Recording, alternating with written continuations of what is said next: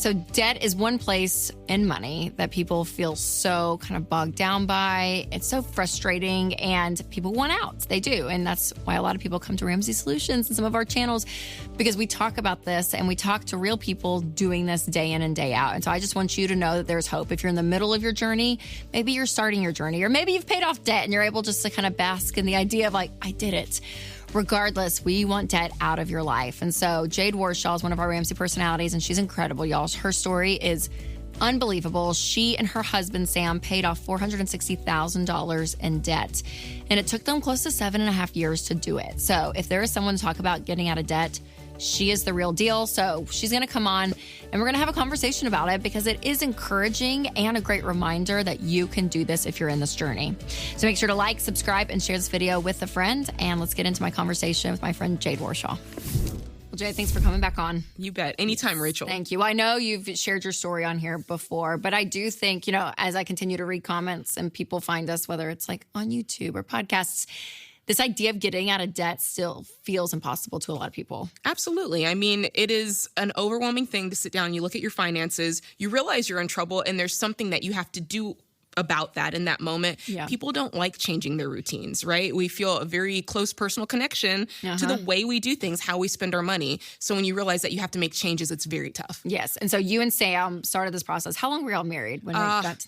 About a year. Okay. Yeah. And so when you decided, okay, let's just add everything up and see, it was what, 460,000 right over that? It was. So 460,000 is more so after all the interests and things like that. So in the moment, it didn't look like 460, but you have to remember this went over 7.5 years. So that interest was still rolling on the student loans. But yeah, we sat down actually with your dad's book, Total Money Makeover. It was the workbook edition. And so yeah, you're writing out all of those numbers, which is so important so that you see the reality. And the truth is in the moment, it's very painful and it can feel like there's no hope, but you've just got to focus on the fact that I'm doing this because quickly after it, I'm going to take a bunch of actions and I'm going to be able to do something about it. So don't get discouraged when you first write it down and it's overwhelming. Yes, because what I like about it is the actions you all took. It's something we talk about here at Ramsey all the time. So they're not new if you've been watching this channel for a while.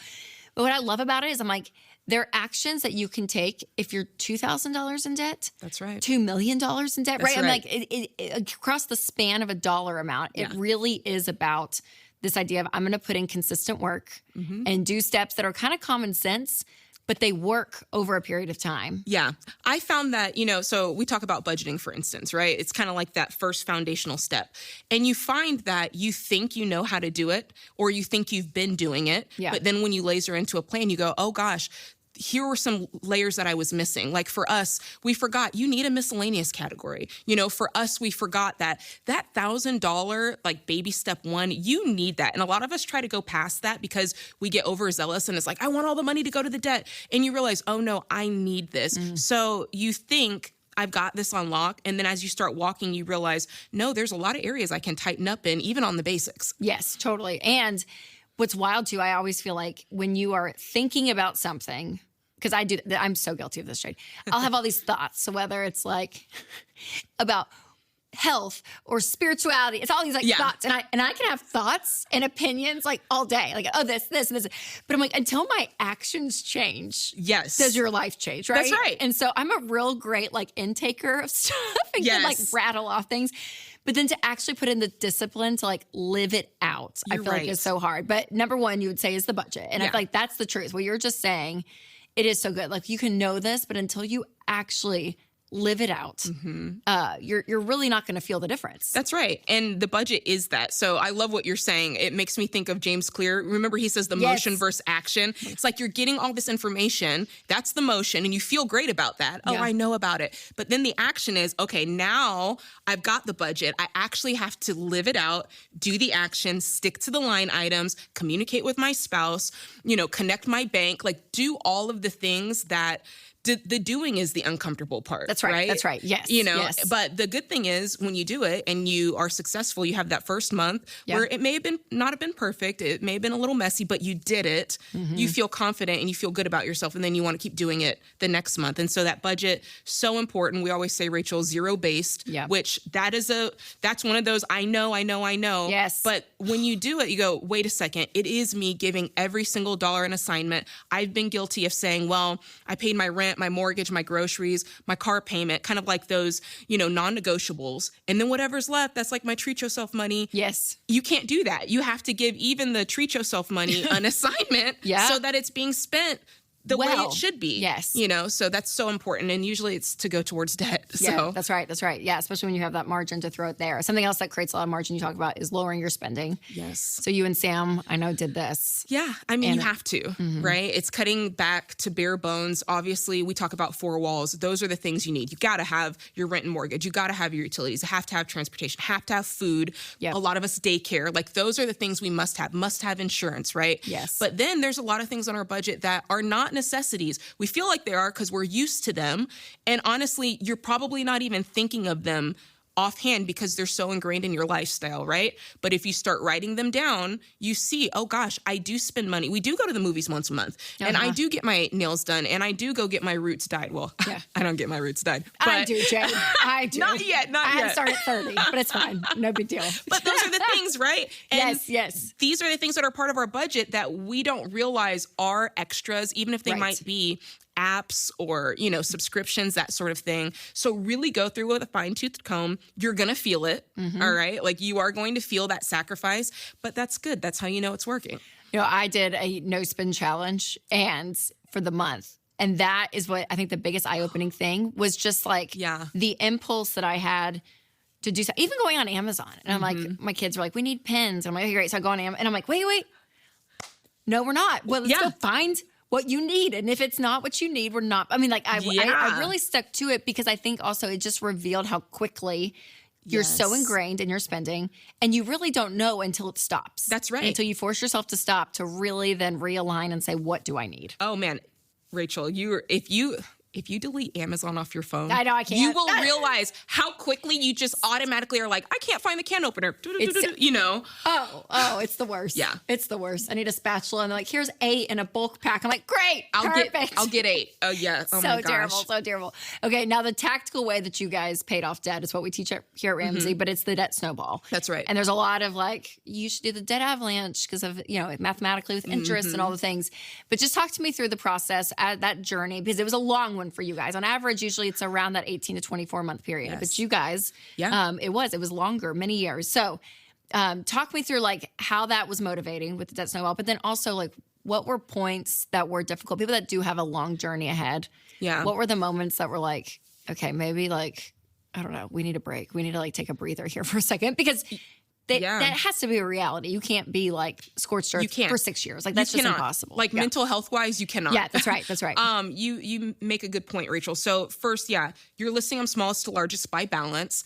And a lot of people can get thrown off by that because they might be thinking, hey, I have one that's not the smallest balance, but if I pay it off today, it'll free up more money, right? Yes. And so there's all these kind of mathematical arguments that mathematically there could be some validity to that, but paying off debt really is psychological, especially whether you have a 24-month journey, a 3-month journey, for us, a 7.5-year journey. You need to make sure up here is feeling good and feeling strong. And so for us, we found most people have mini debts. It's not like 1 or 2, it's like 8 or 9, right? Whether it's a little medical bill or a little personal loan to their parents or tolls that you need to pay, from going through the tolls on the highway, that sort of thing. So for us, working smallest to largest, in many ways, it was like sweeping out or cleaning out a cabinet, right? Yes. You pull out all these things and you're like, holy smokes, I have a lot. But when you're able to pick up a pile all at once and toss it or give it to the Goodwill, you feel better. And so it's the same way with that debt. If you can knock out those little ankle biters, a $79 debt, a $200 debt, $150, they may seem small and, inconsequential, but to go from having 10 debts suddenly to 6 feels great. Yeah. And so don't underestimate that. A lot of times we go straight to the math, but just working them smallest to largest, not to mention, and I talked to a girl like on the Ramsey show the other day about this exact same thing. deciding I'm going to work a plan. I'm going to do what the plan says. I'm not going to come up with my own version. I'm not going to kind of like jerry-rig it to be. Totally. Because if you have a long journey, you need something to anchor into and to say, I'm taking the guesswork out, I'm taking the thinking out, and I'm just following the plan that millions of people have followed. So for Sam and I, that was also the thing of like, when you're on year 3, it's like, let me just re-audit what I'm doing and make sure I'm sticking to the plan and doing what the plan says. It's just a good kind of like home base to go back to. Well, it's almost more efficient from like a mental calories perspective, where you're just like, oh, I just go back to what I've been doing. I don't have to figure this out. Yes, I know. And the same is true. I'm like, and let's, not, this sounds prideful, I don't mean for it to be, but like, let the experts be the ones to tell you. Like, I think about the girl that helps us work out and stuff. She'll say stuff and I'm like, but I don't really want to do that. And she was like, well, if you want what you're telling me you want, you do have to. Like that. You're coming to me for a reason. That lunge, Rachel, needs to be like way lower if you're going to see a result. Yeah. So I'm like, why try to figure out what feels good to me and what I just think? But like, she knows what she's doing. So I'm like, I need to do what she does, even though it's painful and it's not fun. But I'm like, if I do want the results that I'm asking her to give me or like for me to have, right? You have to do it. Yeah. So like, yes, let the experts do it. Like let them do their job and then you do yours on that end. And there is a piece of that. You talked about this briefly. There is a piece of that if you're in this for the long haul, right? And we probably don't talk about this enough. You do need to take a breather, right? And so for Sam and I, it was kind of coming up with these moments of saying, once we paid off this debt, right? Whether for you it could be a $15,000 debt, a $25,000 debt, we're going to do X, Y, Z to celebrate. And so really just building in those milestones, if you can do it ahead of time, it's better. So you have a plan and you can look forward and go, okay, it's like a rest station. Oh, that's good. In a race. Like when I get here, I get to have water, I get to take a quick break, and then I'm at it again. Yes. So those milestones are really important. No, I love that. All right, before we go on with this conversation, when you lose your employer-sponsored health insurance, there may be a better option than COBRA. Consider Christian Healthcare Ministries. CHM is an affordable, biblically based alternative to health insurance that could be a third of the price of COBRA. Yeah, CHM programs start as low as $98 a month, and CHM helps hundreds of thousands of families take care of over $11 billion in medical bills since 1981. CHM members are also supported spiritually with prayer when they have a medical event. So try getting that with COBRA, because you will not. So whether you're going through a job loss, a life change, or just want to consider another option to save on healthcare costs, check out CHM. Learn more at chministries.org/budget. That's chministries.org/budget. Okay, something else that I know contributes to paying off debt. We talk about the biggest stuff was cutting back spending and then earning extra income. So earning extra money, I feel like, is the one I hate the most. Like, a part of me is like, I would rather cut things. Yeah. Because your time, right? Yes. I mean, like you're saying, oh my gosh, I'm going to have to sacrifice the commodity that I think is so precious to so many people. It is our time. It's big. And especially if you're already working full time, to do that extra for a period of time, it does help fast forward the process. 100%. Because you're earning that extra money. So talk through, I love all the stuff you guys did, because y'all were pretty creative and you did it in a really smart way, because you used what you're already good at. That's right. That helped. That's right. So when you think about raising your income, you kind of think in two ways, right? The first is side hustle. Most of us could benefit from a side hustle, even if it's not paying off debt, if we're trying to purchase a new vehicle, right? Yes. Just like that burst of, I'm going to do this for this amount of time to accomplish a goal. Side hustle is great. And for debt, let me just say, if you can do it now, like if you're out there and you're not, unattached and you're not, married yet, this is a great time. You have all the time in the world. If you're out there, maybe you are in a relationship, but you don't have children yet, you're single, or you're a couple newly married, do it now, because when you do have kids, it does get tougher. You can still do it, but take advantage of the season of life that you're in. Build that, do that side hustle, build up that extra income, pay off your debt, right? The other side of it, though, that a lot of us face, and I know for Sam and I, was that core income. Because some of us, you're in your career and this is what you signed up to do, but the truth is the income you're making is just not sustainable for you in this season with this debt. And so we do need to look for, what does that mean long term? Do I need another certificate? Do I need to be applying for jobs that pay more? Do I need to be seeking out a path that might be a little bit longer of a path, but it's getting to you to the income you need? So for Sam and I, it was 7 years of figuring out how to go on that career path so that we could, pay off our debt with our actual income, because you can't side hustle forever. Right. That's right. Yeah. Totally, and you can't side hustle for 7.5 years. So for Sam and I, it was getting in the right career track, which was entertainment. So that's so important. Side hustle until you can get the core income up. I love it. And then the last one is just that stay the course, right? It's just that consistent day in and day out, just doing the thing you're supposed to do, right? That's going to help get the progress and the result that you needed, even though it's tiring and exhausting. And again, you're like the perfect model. I'm like the fact that it's like 7.5 years. I mean, it's just like, it's wild. That like almost a decade. Do you know what I mean? Like that's, I know what you mean. It's like, but it is. I'm like, so it's so funny now that we're like good friends and everything. And I know your story for a few years now. And people call and they're like, oh my God, it's going to take 8 months. I don't know if I can. I'm like, I can't even. I know. Jade Warshaw and Sam, like they did it. Like they did it. And if they can do it, you can do it. Yeah. But it would, I'm sure, I mean, it's the marathon. It's the ultimate marathon that you guys ran. It's tough. And I think the thing that makes me have some empathy towards the callers that maybe have a shorter journey. That's nice. You have the empathy. Well, here's the thing. Like, this is what I have found to be true. And I have a feeling that other people find it to be true. Some people have emotionally, they're kind of bent towards the change, right? Yeah. You are motivated, like your logical brain kicks in and you just go. Like you're not thinking about it. You just put your head down and go. I tend to be like that, but I can only do that for so long.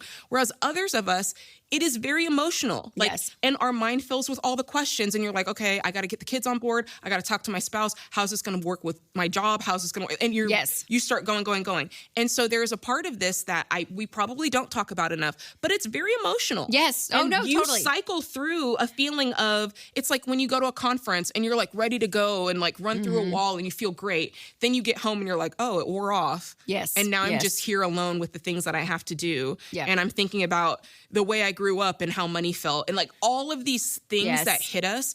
And so my encouragement would be, it's not just a light switch. And if it doesn't feel like a light switch, that is totally fine. Like getting out of debt is a process. It's like a marriage or a relationship. You recommit every single day. Like you recommit and say, I am doing this. I'm here for this. I want this.